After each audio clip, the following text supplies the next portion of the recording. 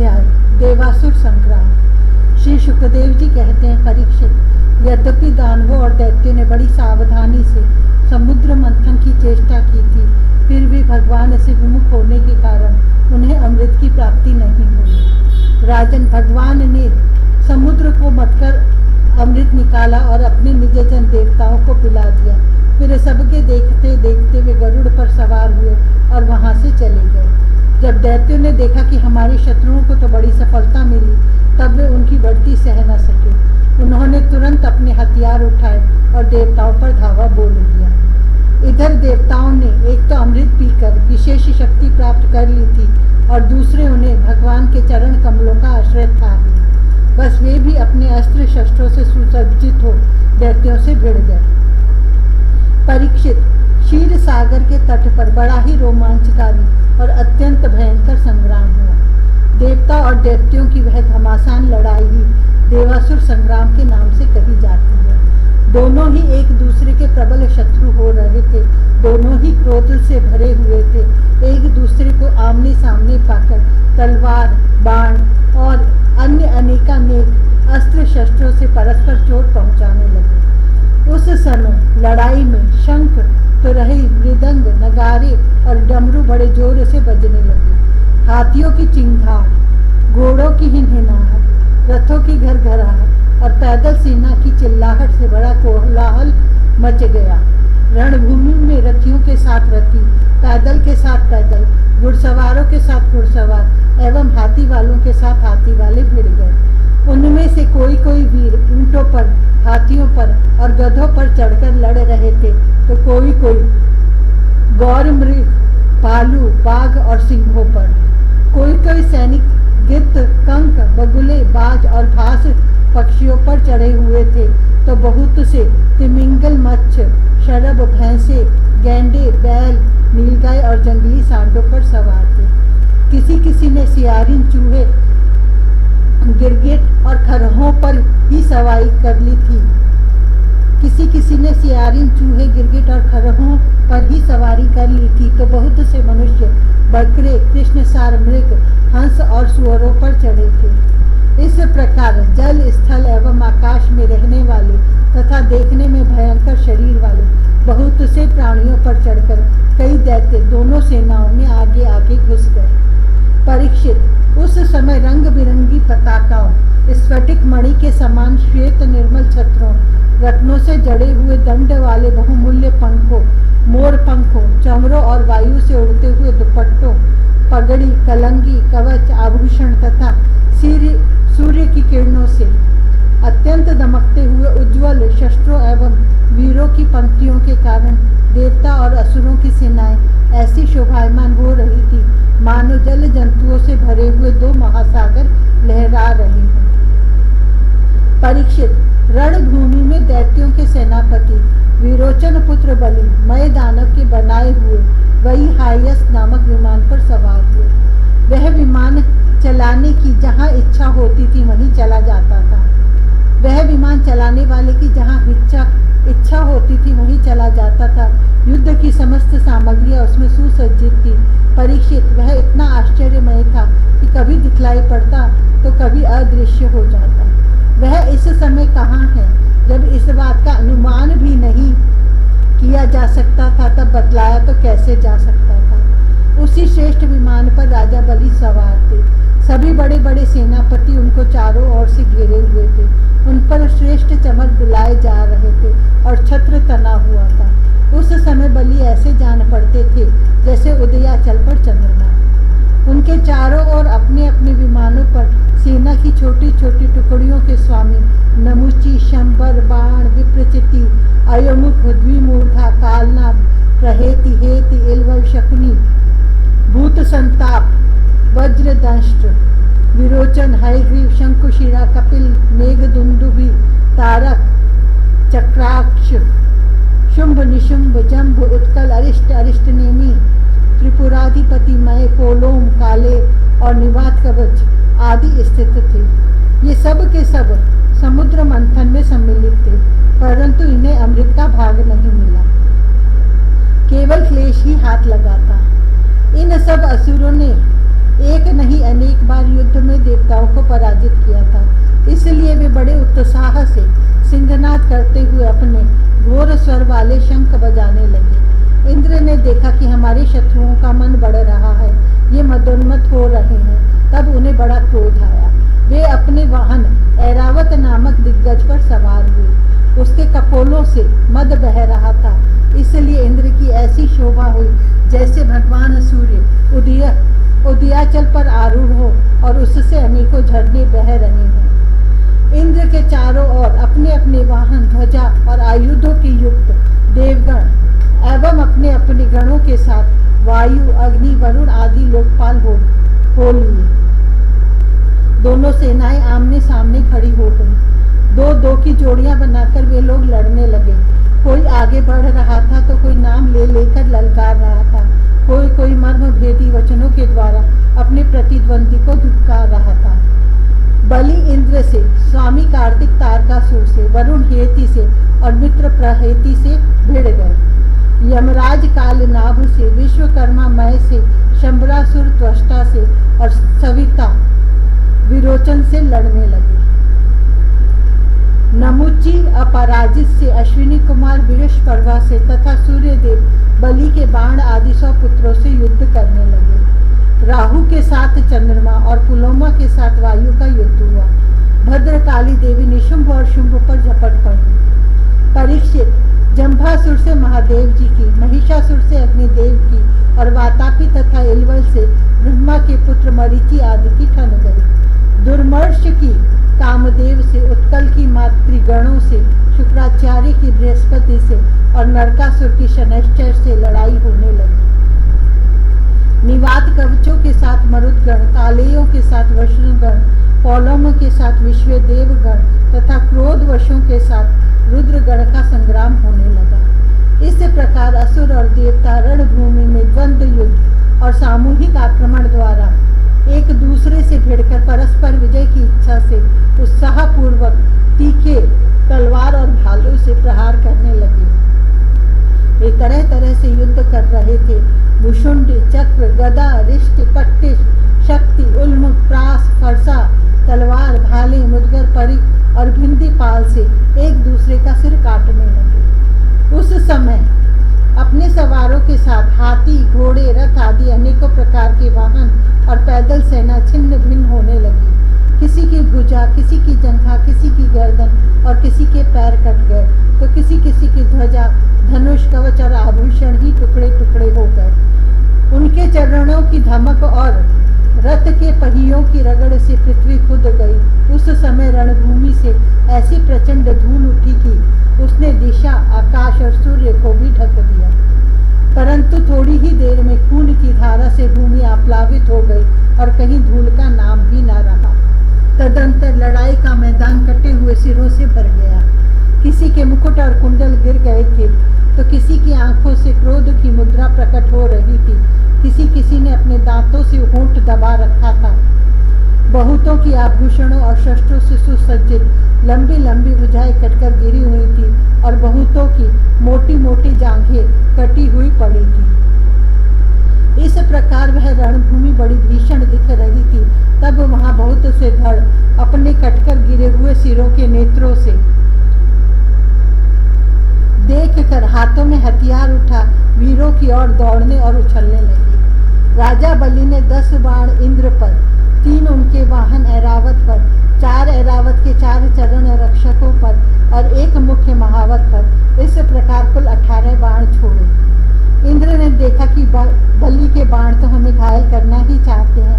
तब उन्होंने बड़ी फुर्ती से उतने ही तीखे भल्ल नामक बाणों से उनको वहां तक पहुंचने के पहले ही हंसते हंसते काट डाला। इंद्र की यह प्रशंसनीय फुर्ती देखकर राजा बलि और भी चिढ़ गए। उन्होंने एक बहुत बड़ी शक्ति जो बड़े भारी लूके के समान जल रही थी उठाई, किंतु अभी वह उनके हाथ में ही थी, छूटने नहीं पाई थी कि इंद्र ने उसे भी काट डाला।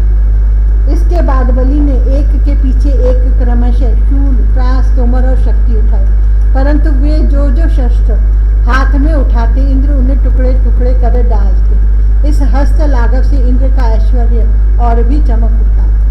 परीक्षित, अब इन की फुर्ती से घबराकर पहले तो बलि अंतर्धान हो गए, फिर उन्होंने आसुरी माया की सृष्टि की। तुरंत ही देवताओं की सेना के ऊपर एक पर्वत प्रकट हुआ। उस पर्वत से दावाग्नि से जलते हुए वृक्ष और टांकी जैसी तीखी धार वाली शिखरों के साथ नुकीली शिलाएं गिरने लगी। इससे देवताओं की सेना चकनाचूर होने लगी। तत्पश्चात बड़े बड़े शाम, दंडशूर, बिच्छू और अन्य विषैले जीव उछल उछल कर काटने और डंक मारने लगे। सिंह, बाघ और सुअर देवसेना के बड़े बड़े हाथियों को फाड़ने लगे। परीक्षित हाथों में शूल लिए मारो काटो इस प्रकार चिल्लाती हुई सैकड़ों नंग धड़ंग राक्षसियां और राक्षस भी वहां प्रकट हो गए। कुछ ही क्षण बाद आकाश में बादलों की घनघोर घटाएं मंडराने लगी। उनके आपस में टकराने से बड़ी गहरी और कठोर गर्जना होने लगी। बिजलियां चमकने लगी और आंधी के झकझोरने से बादल अंगारों की वर्षा करने लगी। दैत्यराज बलि ने प्रलय की अग्नि के समान बड़ी भयानक आग की सृष्टि की। वह बात की बात में वायु की सहायता से देवसेना को जलाने लगी। थोड़ी ही देर में ऐसा जान पड़ा कि भयंकर आंधी के थपेड़ों से समुद्र में बड़ी बड़ी लहरें और भयानक भंवर उठ रहे हैं और वह अपनी मर्यादा छोड़कर चारों ओर से देवसेना को घेरता हुआ उमड़ा आ रहा है। इस प्रकार जब उन भयानक असुरों ने बहुत बड़ी माया की सृष्टि की और स्वयं अपनी माया के प्रभाव से छिप रहे न दिखने के कारण उन पर प्रहार भी नहीं किया जा सकता था, तब देवताओं के सैनिक बहुत दुखी हो गए। परीक्षित, इंद्र आदि देवताओं ने उनकी माया का प्रतिकार करने के लिए बहुत कुछ सोचा विचारा, परंतु उन्हें कुछ न सूझा। तब उन्होंने विश्व के जीवन दाता भगवान का ध्यान किया और ध्यान करते ही वे वहीं प्रकट हो गए। बड़ी ही सुंदर झांकी थी। गरुड़ के कंधे पर उनके चरण कमल विराजमान थे। नवीन कमल के समान बड़े ही कोमल नेत्र थे। पीतांबर धारण किए हुए थे। 8 भुजाओं में 8 आयुध, गले में कौस्तुभ मणि, मस्तक पर अमूल्य मुकुट एवं कानों में कुंडल झलमला रहे थे। देवताओं ने अपने नेत्रों से भगवान की इस छवि का दर्शन किया। परम पुरुष परमात्मा के प्रकट होते ही उनके प्रभाव से असुरों की वह कपट भरी माया विलीन हो गई। ठीक वैसे ही जैसे जग जाने पर स्वप्न की वस्तुओं का पता नहीं चलता। ठीक ही है, भगवान की स्मृति समस्त विपत्तियों से मुक्त कर देती है। इसके बाद कालनेमी दैत्य ने देखा कि लड़ाई के मैदान में गरुड़ वाहन भगवान आ गए हैं। तब उसने अपने सिंह पर बैठे ही बैठे बड़े वेग से उनके ऊपर एक त्रिशूल चलाया। वह गरुड़ के सिर पर लगने वाला ही था कि खेल खेल में भगवान ने उसे पकड़ लिया और उसी त्रिशूल से उसके चलाने वाले कालनेमी दैत्य और उसके वाहन को मार डाला। माली और सुमाली 2 दैत्य बड़े बलवान थे। भगवान ने युद्ध में अपने चक्र से उनके सिर भी काट डाले और वे निर्जीव होकर गिर पड़े। तदंतर माल्यवान ने अपनी प्रचंड गदा से गरुड़ पर बड़े वेग के साथ प्रहार किया, परंतु गर्जना करते हुए माल्यवान के प्रहार करते न करते ही भगवान के चक्र से उसके सिर को भी धड़ से अलग कर दिया। 11वां अध्याय, देवासुर संग्राम की समाप्ति। श्री सुखदेव जी कहते हैं, परीक्षित, परम पुरुष भगवान की अहेतुकी कृपा से देवताओं की घबराहट जाती रही। उनमें नवीन उत्साह का संचार हो गया। पहले इंद्र, वायु आदि देवगण रणभूमि में जिन जिन दैत्यों से आहत हुए थे उन्हीं के ऊपर अब वे पूरी शक्ति से प्रहार करने लगे। परम ऐश्वर्यशाली इंद्र ने बलि से लड़ते लड़ते जब उन पर क्रोध करके वज्र उठाया तब सारी प्रजा में हाहाकार मच गया। बलि अस्त्र शस्त्र से सुसज्जित होकर बड़े उत्साह से युद्ध भूमि में बड़ी निर्भयता से डटकर विचर रहे थे। उनको अपने सामने ही देखकर हाथ में वज्र लिए हुए इंद्र ने उनका तिरस्कार करके कहा, मूर्ख, जैसे नट बच्चों की आंखें बांधकर अपने जादू से उनका धन ऐंठ लेता है, वैसे ही तू माया की चालों से हम पर विजय प्राप्त करना चाहता है। तुझे पता नहीं कि हम लोग माया के स्वामी हैं, वह हमारा कुछ नहीं बिगाड़ सकती। जो मूर्ख माया के द्वारा स्वर्ग पर अधिकार करना चाहते हैं और उसको लांघ कर ऊपर के लोकों में भी धाक जमाना चाहते हैं, उन लुटेरे मूर्खों को मैं उनके पहले स्थान से भी नीचे पटक देता हूँ। ना समझ, तूने माया की बड़ी बड़ी चालें चली हैं। देख, आज मैं अपने 100 धार वाले वज्र से तेरा सिर धड़ से अलग किए देता हूँ। तो अपने भाई बंधुओं के साथ जो कुछ कर सकता हो करके देख ले। बलि ने कहा, इंद्र, जो लोग काल शक्ति की प्रेरणा से अपने कर्म के अनुसार युद्ध करते हैं उन्हें जीत या हार, यश या अपयश अथवा मृत्यु मिलती ही है। इसी से ज्ञानी जन इस जगत को काल के अधीन समझकर न तो विजय होने पर हर्ष से फूल उठते हैं और न तो अपकीर्ति, हार अथवा मृत्यु से शोक के ही वशीभूत होते हैं। तुम लोग इस तत्व के अनुभवज्ञ हो। तुम लोग अपने को जय पराजय आदि का कारण कर्ता मानते हो, इसलिए महात्माओं की दृष्टि से तुम शोचनीय हो। हम तुम्हारे मर्म स्पर्शी वचन को स्वीकार ही नहीं करते, फिर हमें दुख क्यों होने लगा। श्री शुकदेव जी कहते हैं, वीर बलि ने इंद्र को इस प्रकार फटकारा। बलि की फटकार से इंद्र कुछ झेप गए। तब तक वीरों का मान मर्दन करने वाले बलि ने अपने धनुष को कान तक खींच कर बहुत से बाण मारे।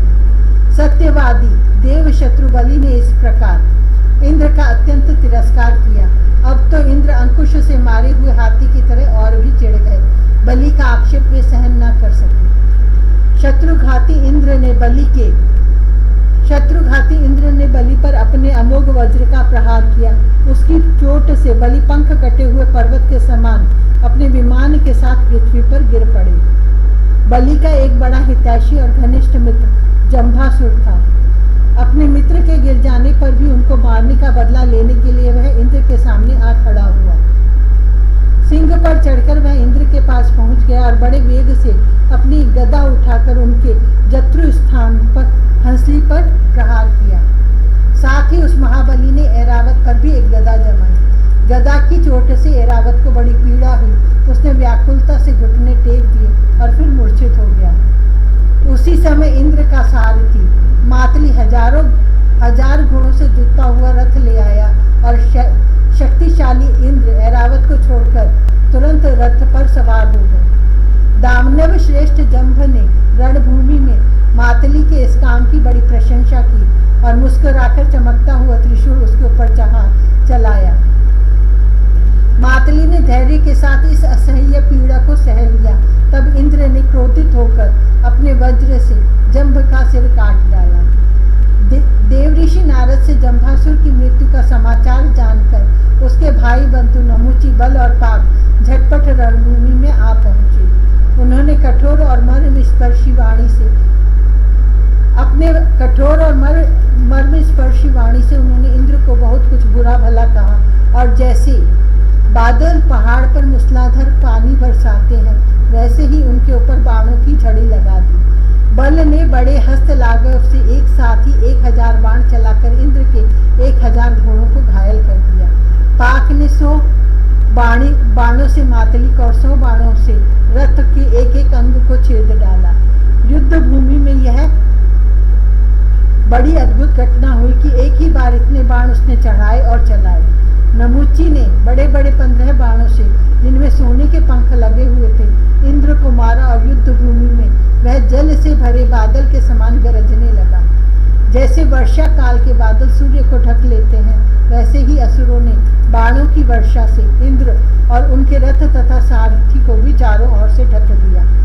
इंद्र को न देखकर देवता और उनके अनुचर अत्यंत विवल होकर रोने चिल्लाने लगे।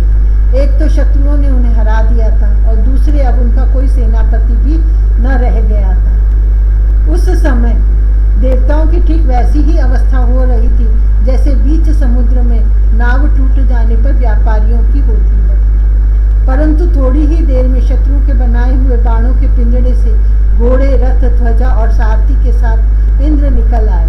जैसे प्रातःकाल सूर्य अपनी किरणों से दिशा, आकाश और पृथ्वी को चमका देता है, वैसे ही इंद्र के तेज से सब के सब जगमगा उठे।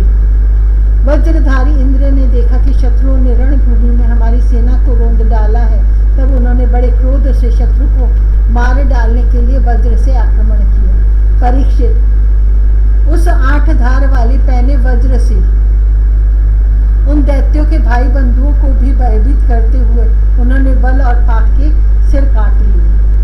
परीक्षित, अपने भाइयों को मरा हुआ देख नमुची को बड़ा शोक हुआ। वह क्रोध के कारण आपे से बाहर होकर इंद्र को मार डालने के लिए जी जान से प्रयास करने लगा। इंद्र, अब तुम बच नहीं सकते। इस प्रकार इंद्र पर टूट पड़ा। वह त्रिशूल फौलाद का बना हुआ था, सोने के आभूषणों से विभूषित था और उसमें घंटे लगे हुए थे। नमुची ने क्रोध के मारे सिंह के समान गरज कर इंद्र पर वह त्रिशूल चला दिया। परीक्षित, इंद्र ने देखा कि त्रिशूल बड़ी वेग से मेरी ओर आ रहा है।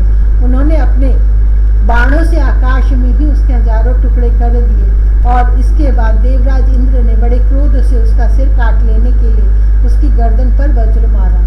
यद्यपि इंद्र ने बड़े वेग से वह वज्र चलाया था, परंतु उस यशस्वी वज्र से उसके चमड़े पर खरोंच तक नहीं आई। यह बड़ी आश्चर्यजनक घटना है कि जिस वज्र ने महाबली वृत्रासुर का शरीर टुकड़े टुकड़े कर डाला था, नमुची के गले की त्वचा ने उसका तिरस्कार कर दिया। जब वज्र नमुची का कुछ न बिगाड़ सका, तब इंद्र उससे डर गए। वे सोचने लगे कि दैव योग से संसार भर को संशय में डालने वाली यह कैसी घटना होगी। पहले युग में जब ये पर्वत पंखों से उड़ते थे और घूमते फिरते भार के कारण पृथ्वी पर गिर पड़ते थे, तब प्रजा का विनाश होते देखकर इसी वज्र से मैंने उन पहाड़ों की पांखें काट डाली थी। त्वष्टा की तपस्या का सार ही वृत्रासुर के रूप में प्रकट हुआ था, उसे भी मैंने इसी वज्र के द्वारा काट डाला था। और भी अनेकों दैत्य जो बहुत बलवान थे और किसी अस्त्र शस्त्र से जिनके चमड़े को भी चोट नहीं पहुंचाई जा सकती थी, इसी वज्र से मैंने मृत्यु के घाट उतार दिए थे। वही मेरा वज्र मेरे प्रहार करने पर भी इस तुच्छ असुर को न मार सका, अतः अब मैं इसे अंगीकार नहीं कर सकता। यह ब्रह्म तेज से बना है तो क्या हुआ, अब तो निकम्मा हो चुका है। इस प्रकार इंद्र विषाद करने लगा। उसी समय यह आकाशवाणी हुई, यह दानव न तो सूखी वस्तु से मर सकता है न गीली से। इसे मैं वर दे चुका हूँ कि सूखी या गीली वस्तु से तुम्हारी मृत्यु न होगी। इसलिए इंद्र, इस शत्रु को मारने के लिए अब तुम कोई दूसरा उपाय सोचो। उस आकाशवाणी को सुनकर देवराज इंद्र बड़ी एकाग्रता से विचार करने लगे। सोचते सोचते उन्हें सूझ गया कि समुद्र का फेन तो सूखा भी है, गीला भी, इसलिए न उसे सूखा कह सकते न गीला। अतः इंद्र ने उस न सूखे और न गीले समुद्र फेन से नमुची का सिर काट डाला। उस समय बड़े बड़े ऋषि मुनि भगवान इंद्र पर पुष्पों की वर्षा और उनकी स्तुति करने लगे। गंधर्व शिरोमणि विश्वावसु तथा परावसु गान करने लगे। देवताओं की दुंदुभियां बजने लगी और नर्तकियां आनंद से नाचने लगी। इसी प्रकार वायु, अग्नि, वरुण आदि दूसरे देवताओं ने भी अपने अस्त्र शस्त्रों से विपक्षियों को वैसे ही मार गिराया जैसे सिंह हरिणों को मार डालते हैं। परीक्षित, इधर ब्रह्मा जी ने देखा कि दानवों का तो सर्वथा नाश हुआ जा रहा है, तब उन्होंने देव ऋषि नारद को देवताओं के पास भेजा और नारद जी ने वहां जाकर देवताओं को लड़ने से रोक दिया।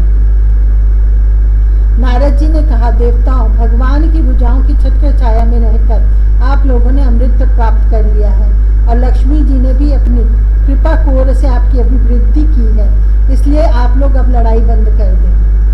श्री सुखदेव जी कहते हैं, देवताओं ने देव ऋषि नारद की बात मानकर अपने क्रोध के वेग को शांत कर लिया और फिर वे सब के सब अपने लोक स्वर्ग को चले गए। उस समय देवताओं के अनुचर उनके यश का गान कर रहे थे।